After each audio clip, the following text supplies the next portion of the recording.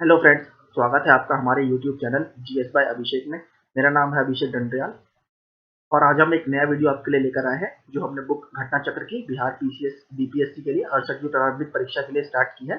उसका सामान्य विज्ञान का मैं चैप्टर आपके लिए लेकर आया हूँ जिसमें मैं भौतिक विज्ञान के प्रश्न इस वीडियो में आपसे डिस्कस करूंगा। और विज्ञान पूरा सेपरेट एक सिलेबस मैंशनड है सिलेबस में आपके बीपीएससी के, तो काफी इंपॉर्टेंट टॉपिक्स है।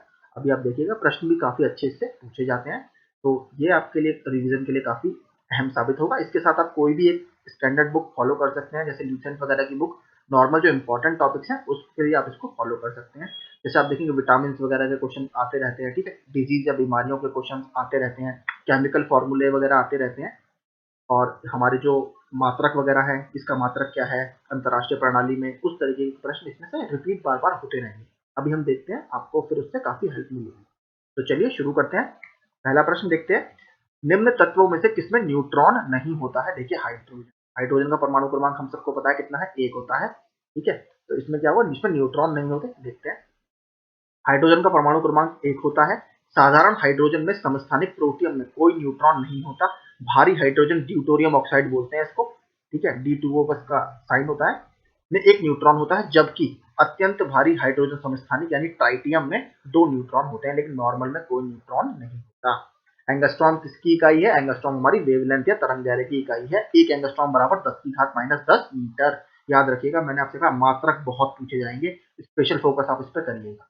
किसी भी स्टैंडर्ड बुक में आपको इसकी लिस्ट मिल जाएगी। हमने घटना चक्र की ही सामान्य विज्ञान संक्षिप्त वो हमने डाली हुई है, उसमें भी हमने ये रसायन जो केमिस्ट्री फिजिक्स है उसमें मात्रकों को डिस्कस किया है, तो वो भी आप वीडियो हमारी प्लेलिस्ट में जाकर देख सकते हैं। अगला, प्रकाश वर्ष किसकी इकाई है। प्रकाश वर्ष इंग्लिश में बोलते हैं लाइट ईयर, ये दूरी मापने की इकाई है। इस यानी प्रकाश द्वारा एक वर्ष में तय की गई दूरी को एक प्रकाश वर्ष या लाइट ईयर, मैंने जो आपको बताया लाइट ईयर कहते हैं। एक प्रकाश वर्ष इक्वल टू 9.46 इंटू 10⁻15 मीटर। अगला देखते हैं, आवृत्ति या फ्रीक्वेंसी को मापा जाता है किसमें, हर्ट्ज में, ठीक है। इसको एक दूसरी तरीके से हम क्या लिखते हैं, सेकंड इनवर्स या 1/सेकंड भी इसको लिखते हैं, याद रखिएगा 1/सेकंड। सेकंड इसको लिखा जाता है 1/सेकंड। सेकंड इनवर्स भी लिखते हैं हम इसको, सेकंड इनवर्स, ठीक है। हाथ में -1 होता है, सेकंड इनवर्स इस तरीके से इसको लिखा जाता है, याद रखिए। तो आवृत्ति को हर्ट्ज में मापा जाता है या इसको हम सेकंड इनवर्स भी लिखते हैं। देखिए आवृत्ति का ऐसा ही मात्रक हर्ट्ज होता है। एक सामान्य पुरुष 20 हर्ट्ज से 20,000 हर्ट्ज की आवृत्ति की ध्वनि को सुन सकता है। और एक बात देखिए क्या पूछा गया था कि जो अल्ट्रासोनिक, ठीक है, पराश्रव्य तरंगे होती है अल्ट्रासोनिक, हम उसको साउंड बोलते हैं, तो वो किससे ऊपर तक होता है, तो 20,000 हर्ट्ज जो ऊपर की आवृत्ति होती है उसको सामान्य मनुष्य नहीं सुन पाता, और 20 हर्ट्ज से जो कम की ध्वनि होती है उसको भी हम नहीं सुन पाते। तो 20,000 हर्ट्ज से ऊपर की ध्वनि को हम क्या बोलते हैं, अल्ट्रासोनिक साउंड बोलते हैं, याद रखिएगा 20,000 हर्ट्ज। या कुछ क्वेश्चन में आपको क्या दिखेगा, 20 किलो हर्ट्ज, ये भी आप याद रखिएगा। 20 किलो हर्ट्ज अगर दिख जाए तो उसकी भी ऊपर की ध्वनि को इंसान नहीं सुन सकता। चमगादड़ वगैरह, कुत्ते वगैरह उस ध्वनि को बड़े आराम से सुन लेते हैं। आगे देखते हैं, घड़ी में प्रयोग होने वाले कार्ड्स क्रिस्टल, आपने देखा होगा कार्ड्स वॉच, कार्ड्स वॉचेस, आप अभी भी घड़ी में अपनी देखेंगे तो ये लिखा रहता है कार्ड्स क्रिस्टल। तो किसके बने होते हैं, ये सिलिकॉन डाइऑक्साइड SiO2 के ये बने होते हैं, याद रखिएगा। घड़ी में प्रयोग होने वाले कार्ड्स क्रिस्टल सिलिकॉन डाइऑक्साइड होते हैं। यद्यपि प्राकृतिक रूप से इनमें कुछ रॉक क्रिस्टल और राइनस्टोन के रूप में पाए जाते हैं, वस्तुतः जिनका वाणिज्यिक रूप से उपयोग होता है वे मानव निर्मित होते हैं, मैन मेड होते हैं। कार्ड्स क्रिस्टल का प्रयोग रेडियो टेलीविजन में भी किया जाता है, तो ये काफी इंपॉर्टेंट। अगला, हर्ट्ज में क्या माना जाता है, हमने भी बात की थी, फ्रीक्वेंसी या आवृत्ति का मात्रक क्या है, हर्ट्ज है। इसको सेकंड इनवर्स भी बोला जाता है, और ये नीचे वही एक्सप्लेनेशन है सेम, तो आप देख लीजिए। अगला, विद्युत शक्ति की इकाई क्या होती है, वॉट, ठीक है। वॉट क्या होता है, जूल पर सेकंड, याद रखिएगा, जूल पर सेकंड, ठीक है, जूल पर सेकंड होता है वॉट। और अगर किलोवाट पूछे तो क्या होता है, किलोजूल पर सेकंड, याद रखिएगा, किलोजूल पर सेकंड। या कार्य करने की दर को हम बोलते हैं ये शक्ति है। देखिए विद्युत शक्ति बराबर कार्य अपॉन समय, जो देखिए दिखा रहा है, मैंने आपसे बोला ना समय नीचे है मतलब दर है। कार्य का मात्रक जूल होता है, समय का मात्रक क्या होता है, सेकंड होता है। नीचे सेकंड आएगा, तो आप याद रखिएगा नीचे आएगा सेकंड। विद्युत शक्ति का ऐसा ही मात्रक वॉट है, इसे ही जूल पर सेकंड को ही हम वॉट बोलते हैं। दृश्य स्पेक्ट्रम या विजिबल स्पेक्ट्रम बोलते हैं इंग्लिश में।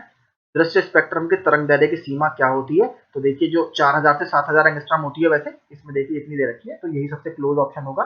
वैसे जो अच्छी बुक्स में आपको दिखेगी तो वो 4000 से 7000 एंगस्ट्रॉम तक मानी जाती है। ठीक है, 7000 तक एंगस्ट्रॉम। ठीक है, तो इसमें सबसे क्लोज ऑप्शन देखिए यही है, 4000 से 76 तक। बाकी सारे ऑप्शन उस रेंज के नहीं है, तो यही सबसे सूटेबल आंसर होगा। इसको इंग्लिश में बोलते हैं विजिबल स्पेक्ट्रम। देखिए दृश्य स्पेक्ट्रम के संबंध में कोई निश्चित सीमा रेखा निर्धारित करना कठिन है। यह व्यक्ति की उम्र, आंख की क्षमता और प्रकाश स्रोत की दूरी एवं तीव्रता आदि बातों पर निर्भर करती है। तो ये अलग अलग हो सकता है। सामान्य तौर पर इसकी सीमा 320 नैनोमीटर से 860 नैनोमीटर, एंगस्ट्रॉम में यह मान 3200 एंगस्ट्रॉम से 8600 एंगस्ट्रॉम होगा तक मानी जाती है। अमेरिकी अंतरिक्ष एजेंसी नासा ने इसकी सीमा 380 से 700 नैनोमीटर, एनसीईआरटी पुस्तक में इसकी सीमा 400 से 700 नैनोमीटर लिखी गई है। अतः परीक्षार्थी विकल्पों के अनुसार निकटतम उत्तर जो था मैंने आपको बताया वही था, उसका चयन कर सकते हैं। सौर विक्रम में से निम्न में से किस परास में दिखता है? फिर से देखिए वही बात है, तो 400 से 700 नैनोमीटर। आगे देखते हैं, आर्द्रता किस उपकरण से मापी जाती है? आर्द्रता हाइग्रोमीटर, हाइड्रोमीटर नहीं, हाइग्रोमीटर याद रखिएगा, ऑप्शन बी हाइग्रोमीटर से। हाइग्रोमीटर हाइग्रोमीटर वायुमंडल की सापेक्षिक आर्द्रता मापन करने वाला यंत्र है। हाइड्रोमीटर से द्रवों जलों के तुलनात्मक यानी रिलेटिव डेंसिटी डेंसिटी है, ये घनत्व का मापन किया जाता है। दाब की इकाई क्या होती है? दाब की इकाई वैसे देखिए पास्कल होती है। एक और पास्कल का क्या होता है? न्यूटन पर मीटर स्क्वायर भी इसको बोला जाता है। तो ये ना देखिए न्यूटन पर मीटर स्क्वायर। तो देखिए एक बात बता दूं, अगर आपको दिखता है बार, BAR बार, ठीक है, तो बार भी होती है दाब की इकाई। अगर आपको दिखता है पास्कल, पास्कल भी दाब की इकाई होती है। और न्यूटन पर मीटर स्क्वायर ये भी दाब की इकाई होती है। सब याद रखिएगा, तीनों यूनिट बार, पास्कल और न्यूटन पर मीटर स्क्वायर, ये तीनों ही दाब की इकाई। किसी तल के इकाई क्षेत्रफल पर लगने वाले बल को दाब कहते हैं। दाब एक अदिश राशि है, यानी इसमें केवल परिमाण होता है, इसमें दिशा नहीं होती। अगला, दाब का मात्रक न्यूटन पर मीटर स्क्वायर है, जिसे क्या कहते हैं? पास्कल। मैंने आपको बता दिया। और अगर बार आए तो बार भी इसी को कहते हैं। दाब का मात्रक क्या है? केजी पर सेंटीमीटर स्क्वायर। उपयुक्त प्रश्न की व्याख्या देखें, ये रहा, ऊपर हमने बता दिया न्यूटन पर मीटर स्क्वायर। आगे देखते हैं, निम्नलिखित में से कौन सी अदिश राशि है जिसमें दिशा होती, केवल दिशा होती, केवल परिमाण होता है, दिशा नहीं होती? तो देखिए दाब में हमने बात करी, दाब एक अदिश राशि है, इसमें केवल परिमाण होता है, दिशा नहीं होती। देखिए इसकी एग्जाम्पल होगा, वह जिन राशियों को व्यक्त करने के लिए केवल परिमाण की आवश्यकता होती है, दिशा की नहीं, वे अदिश राशियां कहलाती हैं। उदाहरण, आयतन, दाब, चाल, दूरी। अगला देखते हैं, निम्नलिखित में से किस राशि का मात्रक नहीं है? इसका नहीं होता। तो देखिए विकृति जो होती है, ये स्ट्रेन बोलते हैं इंग्लिश में, ये ज्यादातर परसेंटेज में व्यक्त की जाती है, इसका कोई मात्रक नहीं होता। किसी वस्तु की विमा में आया परिवर्तन और उस वस्तु की मूल विमा के अनुपात को विकृति कहते हैं। विकृति एक विमाहीन राशि है, अर्थात इसका कोई मात्रक नहीं होता। हमें सबको पता है प्रतिबल और बल ये सभी फोर्स अपॉन एरिया होते हैं। दाब का भी न्यूटन पर मीटर स्क्वायर है, बल का न्यूटन मात्रक होता है। सही कथन चुनिए। लाल प्रकाश का तरंगदैर्ध्य बैंगनी प्रकाश से कम है। लाल प्रकाश का तरंगदैर्ध्य बैंगनी प्रकाश से ज्यादा होता है। वेवलेंथ हमने पढ़ा है, विबग्योर आपने पढ़ा होगा, विबग्योर, ठीक है, जो प्रिज्म हम पढ़ते हैं तो उसमें रेड की जो वेवलेंथ है वो बैंगनी से ज्यादा है। और इसमें इसीलिए देखिए इसका, इसको जो हम आपने क्वेश्चन और पढ़ा होगा कि क्यों हम रेड लाइट में इसका लाल रंग का ही प्रयोग क्यों करते हैं, क्योंकि इसका जो विकिरण है, प्रकीर्णन सबसे कम होता है, तो ये बहुत दूर से भी हमें दिखाई दे जाती है।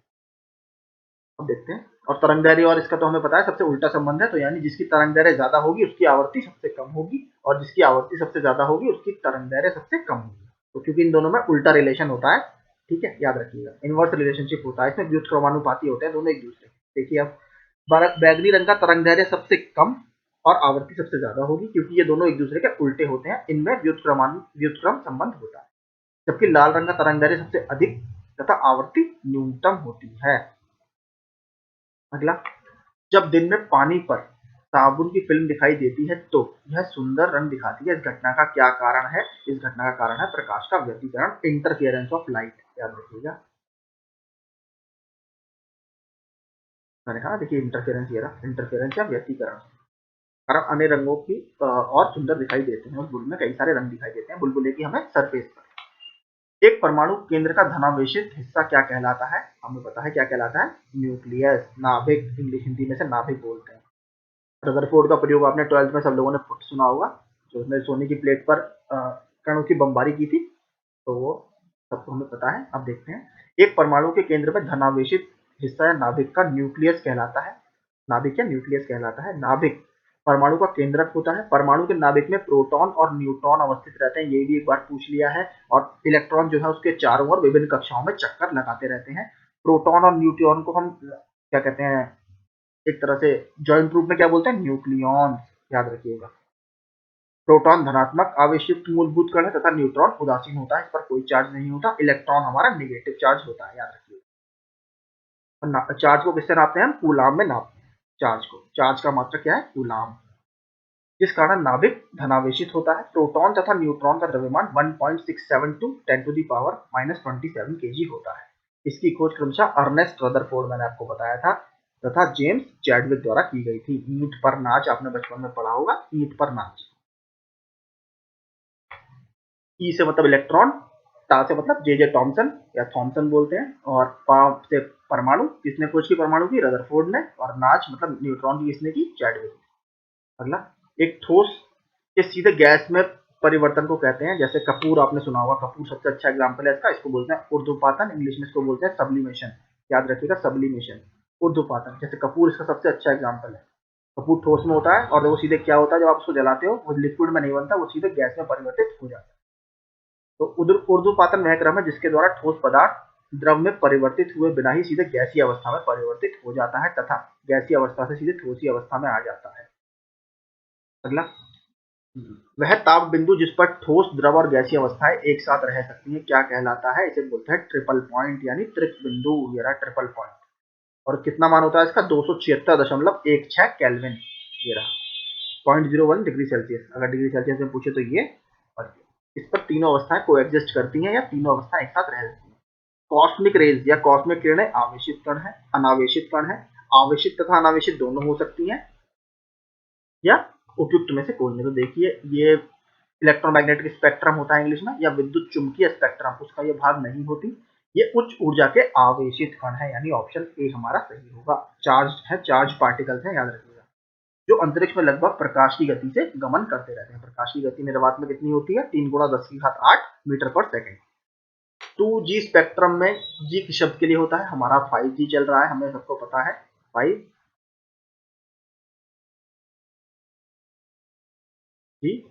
जी में क्या होता है? जनरेशन, 5th जनरेशन बोलते हैं हम जिसे। रडार का आविष्कारक कौन था? बहुत अच्छा क्वेश्चन है, देखिए, रॉबर्ट वाटसन। ठीक है, फुल फॉर्म भी आई थी रडार की, एक बार पूछ लेता है, रेडियो डिटेक्शन एंड रेंजिंग, याद रखिएगा। उड़ती हुई वस्तुओं की स्थिति पता लगाने के लिए इसका उपयोग किया जाता है। जैसे हवाई जहाज वगैरह में आपने देखा होगा, अगर आपको उसको लोकेट करना है तो इसका उपयोग किया जाता है। ठीक है भैया, द्वितीय विश्व युद्ध में इस व्यवस्था का उपयोग हवाई हमलों से पूर्व सचेत करने के लिए किया गया। गॉड पार्टिकल क्या होते हैं? ठीक है, हिग्स बोसॉन, हमने पता है, पीटर हिग्स और बोस के नाम पर इसका नाम रखा गया है। भारतीय जो खगोल विज्ञानी है उनके नाम पर इसका नाम रखा गया है। बहुत इंपॉर्टेंट है ये।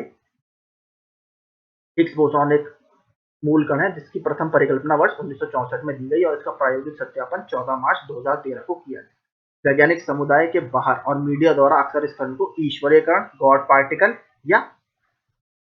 पार्टिकल के नाम से भी संदर्भित किया जाता है। हिग्स बोसॉन कण की खोज करने वाले वैज्ञानिकों की जोड़ी ब्रिटेन के पीटर डब्ल्यू हिग्स और बेल्जियम के डब्ल्यू एंगर्ट को वर्ष 2013 के भौतिक विज्ञान के नोबेल पुरस्कार से सम्मानित किया जा चुका है, याद रखिएगा। सीवी रमन को नोबेल पुरस्कार कब प्राप्त हुआ था? तो इन्हें नोबेल पुरस्कार 1930 में दिया गया था, सीवी रमन को। इंपॉर्टेंट है, देखिए। भौतिक शास्त्र के लिए नोबेल पुरस्कार प्राप्त करने वाले पहले भारतीय डॉक्टर चंद्रशेखर वेंकट रमन थे। उन्हें 1930 में यह पुरस्कार प्राप्त हुआ इस फील्ड में, भौतिक विज्ञान में। और सबसे पहले कौन थे? साहित्य के क्षेत्र में मिला था रविन्द्रनाथ टैगोर जी को। गीतांजलि, इनका जो कविताओं का संकलन है, उसके लिए इनको ये पुरस्कार दिया गया। आगे देखते हैं, टेलीस्कोप की खोज किस वैज्ञानिक ने की थी? टेलीस्कोप की खोज किसने की? गैलीलियो गैलीली ने टेलीस्कोप की खोज की। इस सदी की शुरुआत में हवाई जहाज का आविष्कार किसने किया था? राइट ब्रदर्स ने किया था। ये भी इंपॉर्टेंट है, काफी आता रहता है। अगला, एक बार जेट विमान का वो जेट इंजन का भी आविष्कारक पूछ लिया था, तो फ्रैंक विटल, आप याद रखिएगा, जेट इंजन का आविष्कार फ्रैंक विटल ने किया था। एक माइक्रोन किसके बराबर होता है? 1/1000 मिलीमीटर के, याद रखिएगा 1/1000 मिलीमीटर के। ऑप्शन आगे 40 डिग्री सेल्सियस का मान फ़ारेनहाइट स्केल में क्या है? देखिए सेल्सियस फ़ारेनहाइट फार्मूला ये सबको पता है, ये फार्मूला इसका होता है, इसके आधार पर आप निकाल सकते हैं। और एक जो क्वेश्चन नॉर्मल आता है इसका 104 आंसर होगा। जो सामान्य क्वेश्चन आता है वो इससे क्या पूछता है कि कौन से तापमान पर ये दोनों फ़ारेनहाइट स्केल और सेल्सियस स्केल बराबर होते हैं? तो माइनस के 40 पे, याद रखिएगा -40 डिग्री सेल्सियस, ये दोनों बराबर होते हैं, याद रखिए। सेल्सियस और फ़ारेनहाइट स्केल दोनों -40 पर बराबर होते हैं। क्रोमैटोग्राफी तकनीक का प्रयोग किसमें होता है? ठीक है, एक मिश्रण के से पदार्थों को अलग करने में। ऑप्शन डी बहुत इंपॉर्टेंट है, एक मिश्रण से पदार्थों को अलग करने में। किसी मिश्रण से विभिन्न पदार्थों को अलग करने में क्रोमैटोग्राफी तकनीक का प्रयोग होता है। लोलक की कालावधि या टाइम पीरियड, टी फॉर्मूला इसका पता है, टी इक्वल टू 2π√L/g। तो किस पर निर्भर करता है? केवल ये लंबाई पर निर्भर करता है, ये रहा ऑप्शन, लंबाई ये रहा एल, ठीक है एल, क्योंकि देखिए हमें पता है जी जो है, जी कांस्टेंट रहता है 9.81 मीटर पर सेकंड स्क्वायर इसका मान होता है। टी 2π भी कांस्टेंट है, तो किस पर निर्भर करता है? केवल इस पर निर्भर करता है। आगे बल गुणनफल है किसका? F इक्वल टू, हमें फॉर्मूला पता है न्यूटन का द्वितीय नियम, F इक्वल टू m/a। ठीक है, तो m हुआ मास और a क्या होता है? त्वरण। तो F equal to m/a, sorry m into a, है ना, तो F बराबर m इंटू a, तो m इंटू a, m होता है मास या द्रव्यमान, a होता है त्वरण। अगला देखते हैं ये रहा, देखिए ये रहा, आगे देखते हैं। त्वरण ज्ञात करने का सही सूत्र क्या है? v minus u upon T, मेरा पहला ही है, ऊपर भी था। आगे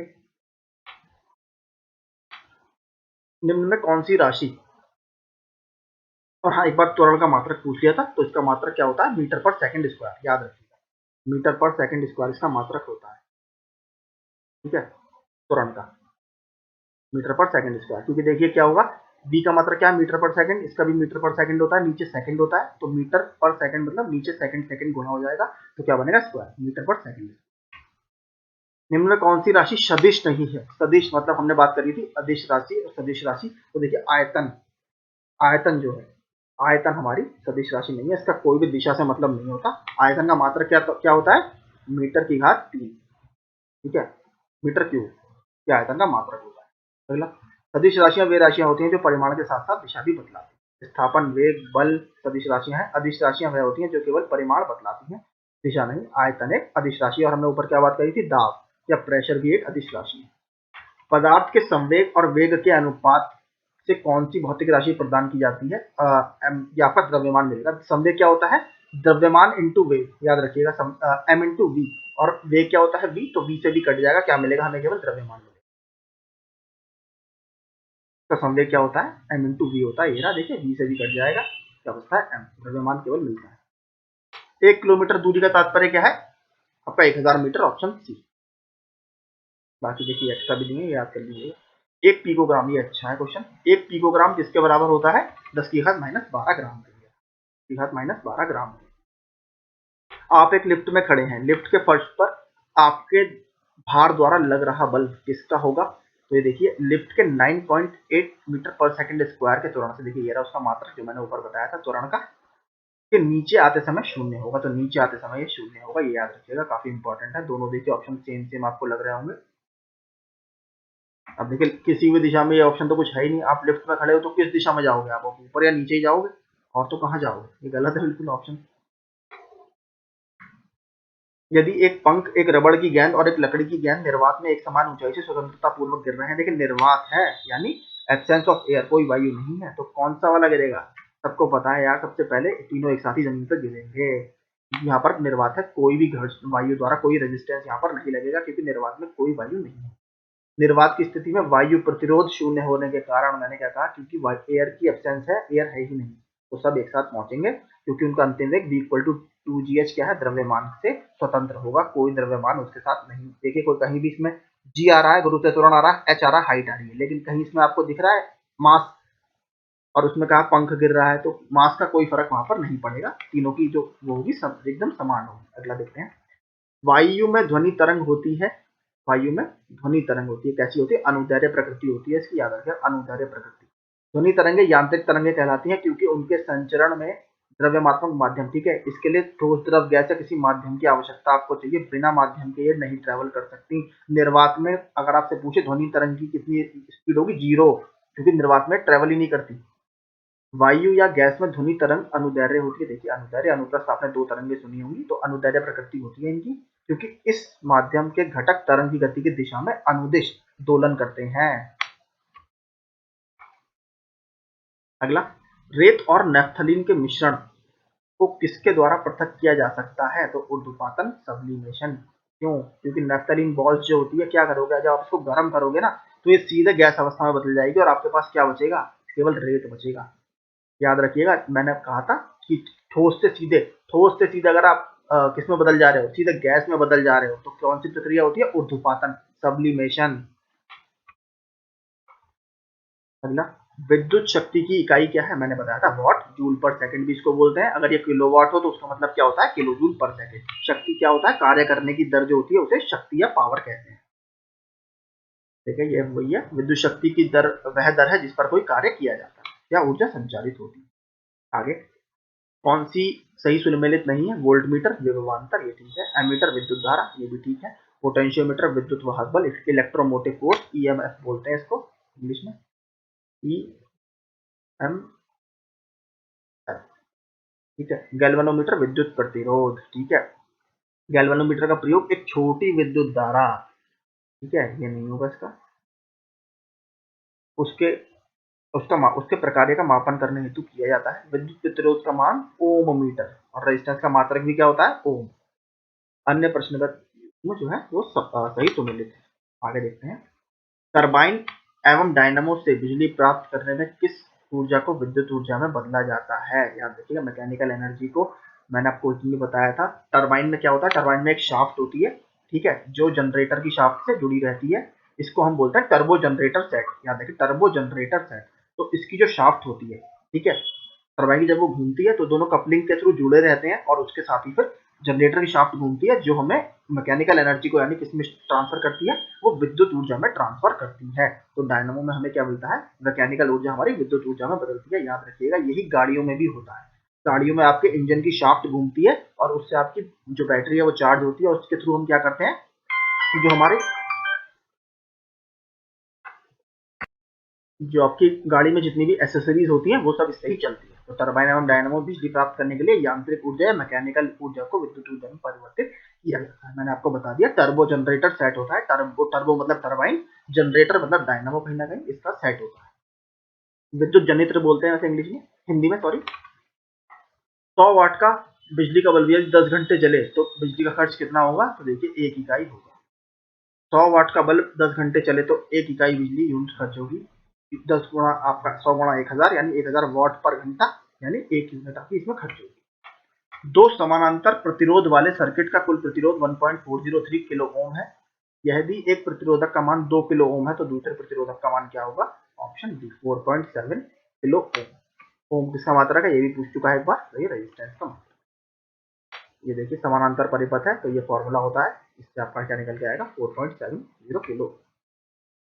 समांतर और श्रेणी आपने पढ़ा होगा 12 में, R equal to R1 plus R2, और अगर समानांतर श्रेणी में हो तो 1 अपॉन R बराबर 1 upon R1 plus 1 upon R2। एक सामान्य शुष्क शैल में विद्युत अपघट्य क्या होता है?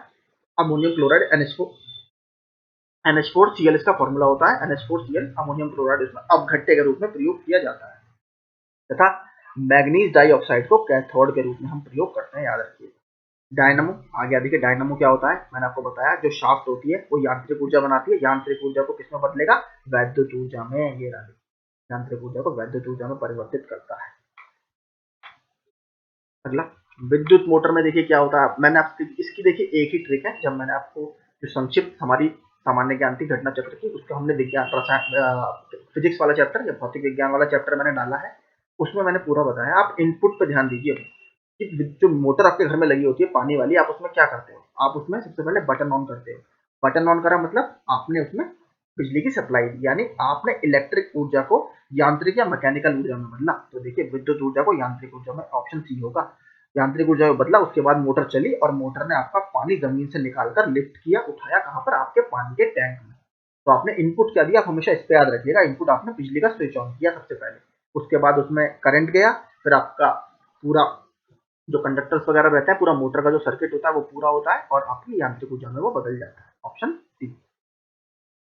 अगला, विद्युत धारा निम्न में से किस उपकरण से नापी जाती है? तो एमीटर से हम विद्युत धारा नापते हैं। आगे देखते हैं, विद्युत धारा किस उपकरण से नापी जाती है? एमीटर से।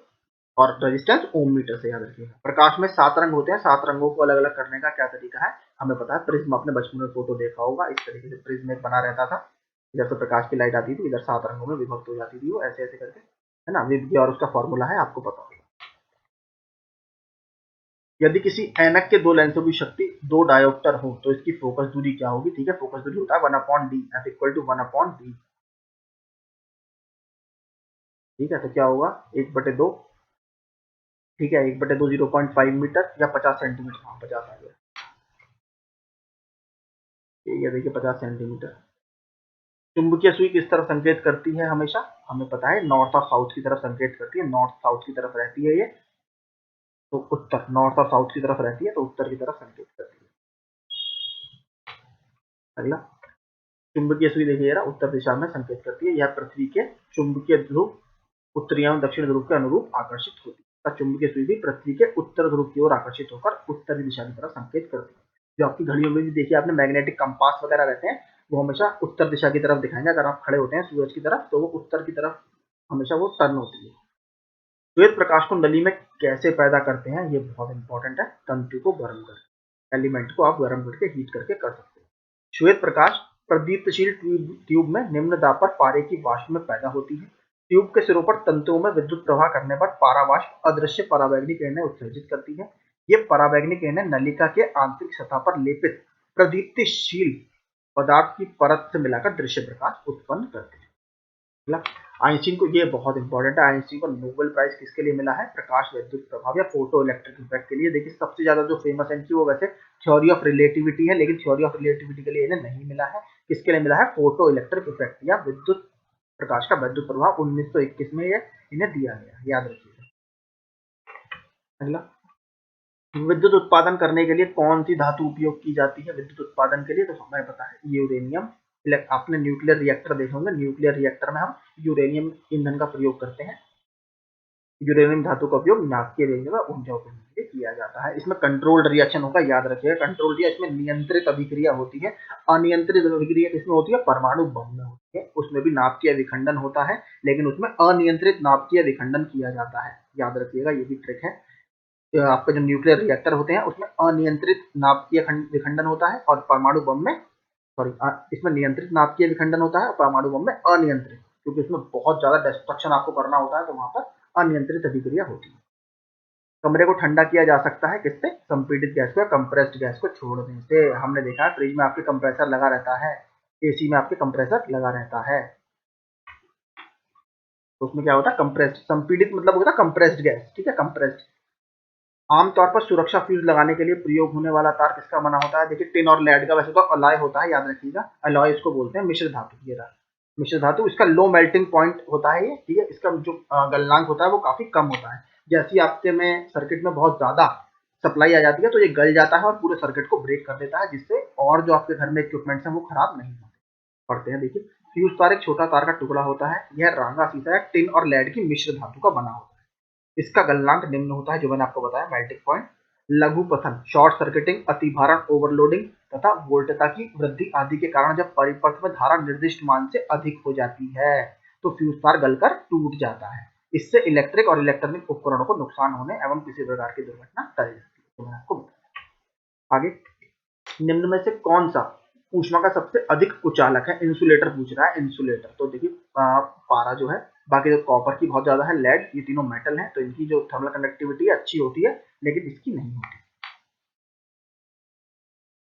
सभी धातुओं ऊष्मा की चालक होती है, लेकिन अन्य धातुओं की तुलना में लेड और पारा, पारा तो लिक्विड है, देखिए इसकी ऊष्मा चालकता या कंडक्टिविटी, थर्मल कंडक्टिविटी बोलते हैं इंग्लिश में, के ठीक है, पुअर कंडक्टर्स होते हैं। लेड की ऊष्मा चालकता लगभग 34.7 है और जबकि पारे की ऊष्मा चालकता 8.5 के आसपास। आगे अति चालकता का लक्षण है। अति चालकता क्या है, यानी सुपर कंडक्टिविटी या सुपर कंडक्टर जिसको बोलते हैं। तो क्या होता है इसमें, शून्य पारगम्यता। एक्सप्लेनेशन देखते हैं, अच्छा क्वेश्चन है। 1911 में डच भौतिकी विज्ञानी H.A. ओनेस 1853 से 1926 ने प्रतिरोध पर ताप के प्रभाव का अध्ययन किया कि जो रेजिस्टेंस है उस पर टेम्परेचर का क्या इम्पैक्ट पड़ता है। उन्होंने धातुओं के कुछ नमूनों को कुछ केल्विन ताप तक ठंडा करके उसके विद्युत प्रतिरोध की माप की। ओनेस को यह जानकर आश्चर्य हुआ कि 4.2 केल्विन ताप पर पारे का विद्युत प्रतिरोध शून्य हो जाता है और यह पाया कि न्यून तापों पर अनेक तत्व और अन्य यौगिक भी ऐसा ही व्यवहार दर्शाते हैं। तो इन्होंने ऑप्शन क्या होगा, शून्य पारगम्यता, क्योंकि जीरो हो गया था इस पर। बाकी पूरा आप एक्सप्लेनेशन ठीक से पढ़ लीजिए। गर्म करने पर एक अर्धचालक यानी सेमीकंडक्टर की बात कर रहा है, सिलिकॉन जर्मेनियम जो होते हैं उसका क्या होगा। तो अर्धचालक जो होता है उसका तापमान, अर्धचालक ऐसे ठोस पदार्थ हैं जिनकी विद्युत प्रतिरोधकता चालकों से अधिक परंतु कुचालकों से कम होती है। अर्धचालक का प्रतिरोध ताप बढ़ने पर कम होता है। इंपॉर्टेंट है, याद रखिएगा, क्वेश्चन बहुत आता है अर्धचालक का। ठंडक के दिनों में लोहे के गुटकों और लकड़ी के गुटकों को प्रातःकाल छुएं तो लोहे का टुकड़ा ठंडा लगता है। क्यों? क्योंकि देखिए ये जो कंडक्टिविटी है इसकी बहुत अच्छी होती है लोहे की। ठीक है, तो ये देखिए चालक अच्छा चालक है हीट का, इसलिए वो ज्यादा ठंडा लगता है। एक पंखा गर्मी के मौसम में आराम की अनुभूति प्रदान करता है क्योंकि जो आपकी बॉडी से देखिए टेम्परेचर है उसकी हीट जो है वो ज्यादा जल्दी निकालता है, यानी हमारा पसीना जो है उड़ाता है, इवेपोरेट जल्दी से होता है हमारा पसीना। कमरे में रखा रेफ्रिजरेटर का दरवाजा खोलकर क्या होगा। ठीक है, अगर देखिए आपने शुरू में तो देखिए इसको माना जाता है, अगर शुरू में थोड़ी देर ठंडा होता है, लेकिन अगर हम लॉन्ग टर्म में देखें तो ये कमरे को गर्म कर सकता है पूरा। आप अंततः कमरे को थोड़ा गर्म कर सकते हैं। यदि रेफ्रिजरेटर के दरवाजे को कुछ घंटे के लिए खुला छोड़ दे तो कमरे का तापमान बढ़ जाएगा। शुरू में कहते हैं कम होता है लेकिन लॉन्ग टर्म में बढ़ जाता है। अगला देखते हैं, निम्न में से गलत कथन का चयन करें। कपास गर्मियों में कपड़ों के रूप में प्रयोग किए जाने के लिए उपयुक्त है क्योंकि यह नमी को अवशोषित करता है। ठीक है, सीडी बनाने के लिए पॉलीकार्बोनेट का उपयोग किया जाता है। ठीक है, एक्रेलिक को कृत्रिम रेशम भी कहा जाता है क्योंकि यह कपास से तैयार होता है लेकिन रेशम की तरह चमकता है। ये कथन गलत है। एक्सप्लेनेशन देखते हैं क्यों इसका। सी कथन सही नहीं है क्योंकि एक्रेलिक को कृत्रिम ऊन कहा जाता है, रेयॉन को सामान्यतः कृत्रिम सिल्क कहा जाता है। अतः विकल्प ए, बी और डी के कथन सही। तो उत्तरोत्तर श्रृंग अथवा उत्तरोत्तर गर्भ के बीच की दूरी को क्या कहते हैं, इसको हम बोलते हैं तरंगदैर्घ्य या वेवलेंथ। जब प्रकाश एक माध्यम से दूसरे माध्यम में जाता है तो निम्न में से कौन सी चीज नहीं बदलती है। याद रखिएगा, आवर्ती फ्रीक्वेंसी कभी नहीं बदलती, बाकी सब कुछ बदलता है। अगला देखते हैं, पढ़ने में काम आने वाले ग्लास लेंस किस प्रकार के लेंस से बनते हैं। तो ये उत्तल लेंस से बनते हैं। अगला, दर्पण के सामने खड़े एक व्यक्ति को अपना प्रतिबिंब अपने से बड़ा लगता है, इसका क्या तात्पर्य है। दर्पण किस प्रकार का है, तो दर्पण अवतल प्रकार का है। अगला, ध्वनि का वायु में वेग अनुमानतः कितना होता है, 330 मीटर पर सेकंड होता है। ठीक है, ये देखिए सारे आपको लिस्ट दी हुई है, यहाँ पे आप कर सकते हैं। मेटल में देखिए, स्टील में, इसमें ये पूरा देख लीजिए। आगे देखते हैं, प्रकाश विकिरणों की प्रवृत्ति किसके समान होती है, तरंग एवं कर्ण। देखिए डुअल नेचर होता है। ठीक है, वेव के रूप में भी चलता है, पार्टिकल के रूप में भी चलता है। ऑप्शन सी। आकाश नीला लगता है क्योंकि आकाश नीला इसलिए लगता है, लघु तरंग दीर्घ तरंगों की अपेक्षा वायुमंडल द्वारा अधिक प्रकीर्ण होती है। अगला, रात के समय में खुले आकाश में तारों के टिमटिमाने को किससे समझाया जा सकता है, प्रकाश का अपवर्तन, इसके द्वारा इसको समझाया जा सकता है, यानी रिफ्रैक्शन ऑफ लाइट, रिफ्रैक्शन। पानी का घनत्व अधिकतम होता है 4 डिग्री सेल्सियस पर, पानी का घनत्व अधिकतम। ऑप्शन 50 डिग्री का मान फॉरेनहाइट स्केल में है, हमने ऊपर फॉर्मूला पढ़ा था, कैलकुलेट कर सकते हैं। तो 22 आंसर आएगा। ये रहा C/5 F-32/9, ये इसका फॉर्मूला होता है। तो 142 डिग्री फॉरेनहाइट होगा। बर्फ का टुकड़ा पानी से लबालब भरे बीकर में तैर रहा है। जब बर्फ पूरी तरह पिघल जाएगा, देखिए कुछ नहीं होता, पानी का लेवल वही रहेगा। कहाँ है, जल स्तर नहीं बदलेगा। यही बहुत रिपीटेड क्वेश्चन है, बार बार आता रहता है।